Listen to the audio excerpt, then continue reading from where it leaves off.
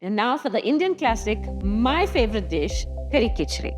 The ingredients you need are onions, garlic, curry leaves, turmeric, cumin, green chillies, green chutney, Inkomazi, and we've got lentils. And the star of our dish, Allsome rice, of course. So let's get our sunfoil oil and start making our curry. Add our onion, the garlic, the cumin, our green chilli, and our curry leaves. So once all that is in there, we need to give it a nice stir. So I just want our onions to get nice and golden brown for this dish, and that would mean a good bagat. So our onions are beautifully golden brown. We're going to add in our Inkomazi.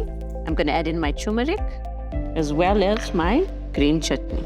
And now we're going to give it a good mix. Our Inkomazi is nicely blended with our bagat. Now I'm going to add some gram flour or chana flour, which is chickpea flour, with a bit of water. I'm going to make a paste. So incorporate that nicely into the water. And then we're going to pour this into our curry. So now we're going to make the Kitri part. And now we're going to measure out our rice. We're going to rinse our rice again. And now we've got boiling water in our pot. So we need to add in our rice, our pink lentils, our turmeric, and our salt. So let's give it a good mix. And we just wait for that to come to the boil.